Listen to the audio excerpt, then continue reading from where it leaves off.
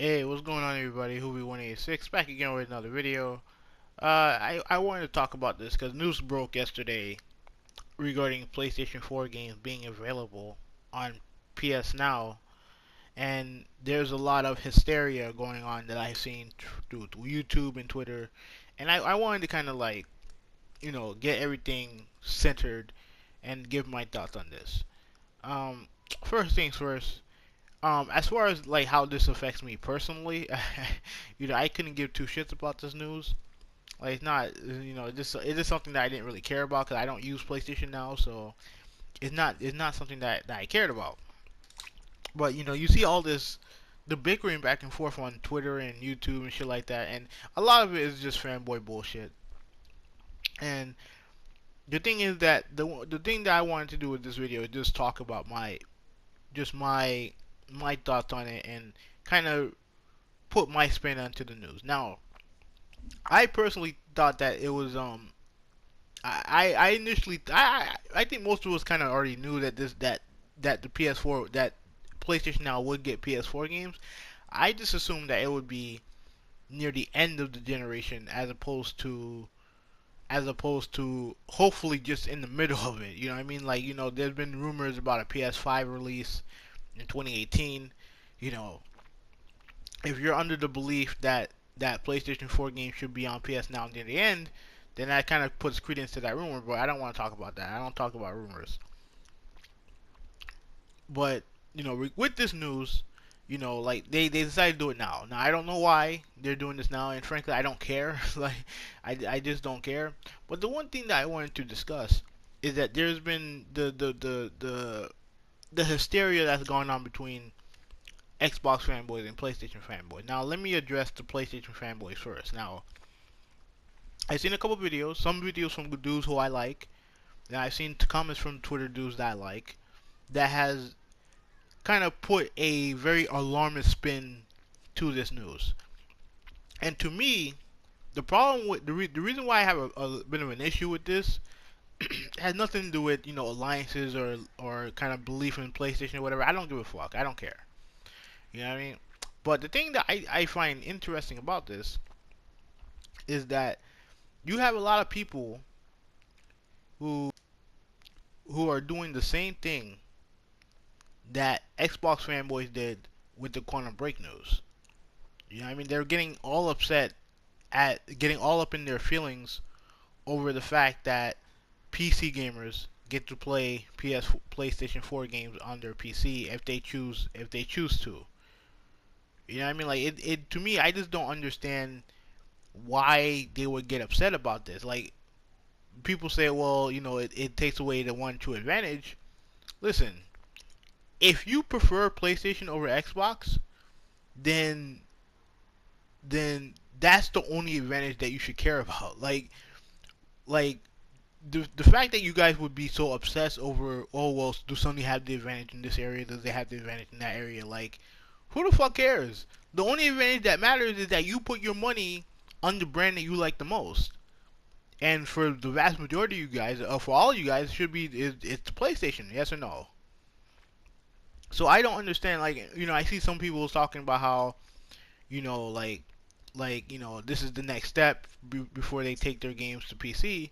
I mean, it could be, or it could fizzle out and die. You have to remember this service at one point, this time, a month ago, shorted the amount of devices this thing was supported by.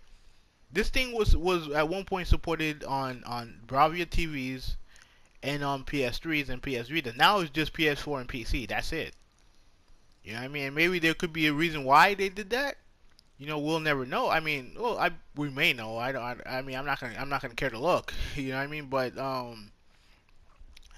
yeah, like this whole yeah. So I got interrupted for a second there, but like I was saying, this service has been completely downgraded as far as devices owned.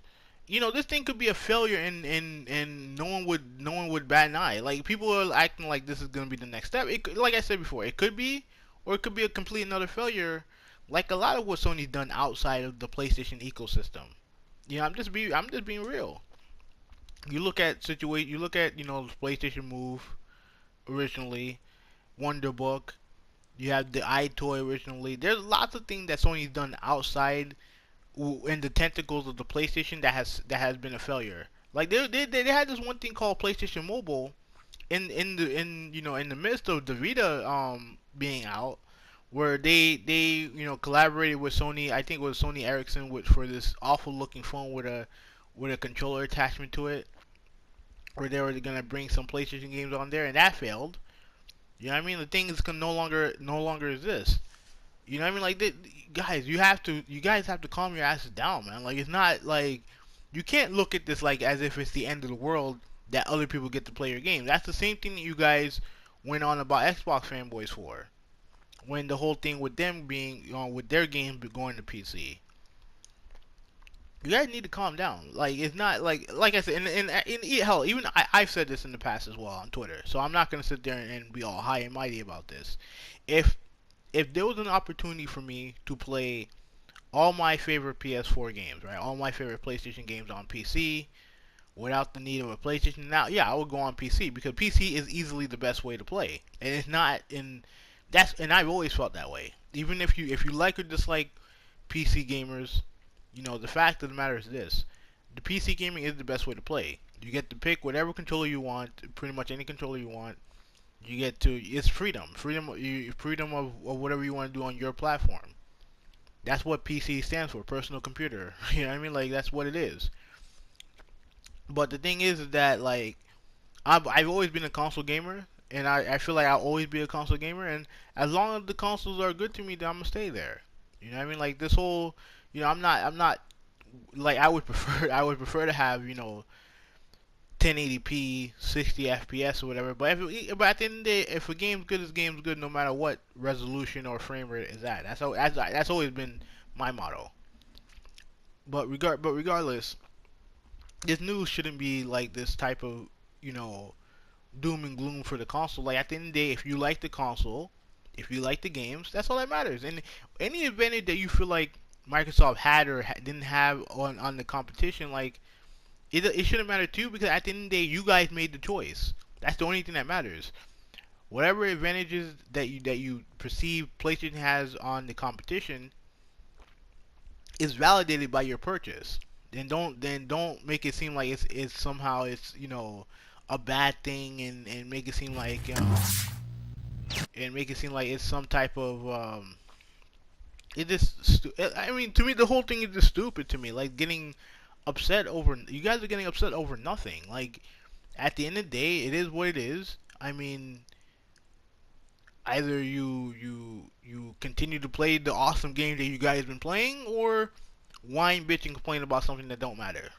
You know what I mean? So, regarding the Xbox fanboys and Xbox fans, look, I understand that a lot of you guys were in your feelings regarding when Xbox decided to embrace, to kind of go back to the drawing board when it comes to attracting PC gamers, and bringing some of their games to the PC platform. And you have all this talk about, oh well, Xbox has no exclusive no more and everything like that. I understand you guys are in your feelings, right? I understand that, and a part of me do understand why you guys are poking fun at PlayStation fanboys. I get it. You know what I mean? I ain't knocking the hustle.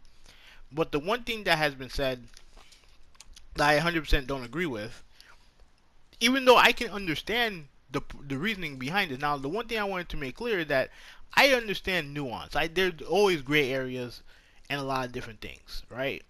I'm not going to use blanket statements or anything like that. I get the idea behind the statement, but the fact that you guys are saying that this is the same thing as what the Xbox is doing with with the Xbox One and their games, and PS Now and the PS4 games, they're not the same. Not even close. They're not the same. Now, granted, I understand that technically you don't need a PS4 to play these games. I understand that. But that was always kind of like the goal. That's kind of why Sony did this, so that you don't need the dedicated gaming console to play their game. That's been their goal from the get-go. So, like, that's not a new revelation. That's been their goal from the get-go. And also, and more importantly, these games are not native to the PC platform. They're not native. You cannot tinker with any individual game and do what you want with it. It's not the same. You know what I mean? On the Xbox One side, you have your settings and stuff like that. You can do to modify the game to make it look better, look worse, or what have you. You don't have that same option with the PlayStation Now game, so they're not the same. Yes, I get it. You know, you don't need it. You don't need the console. I get that part of it. But at the end of the day, they're not the same. Just like how backward compatibility on the Wii U is not the same as backward compatibility on the Xbox One. They may be called the same thing, but they're not the same. Not even a little bit. They're not the same. So, so I see a lot of people saying, oh, well, this and that, and they're making their videos, and I get it, you know what I mean? But at the end of the day, they are not the same. So, I mean, if you want to say that PS4 had no exclusives, be my guest. It's not, I don't care either way. You guys say what you guys, do what you're gonna do. Me, I'm gonna continue doing what I do best, and that's game. Anyways, this is Who We 186. I'm out. Peace.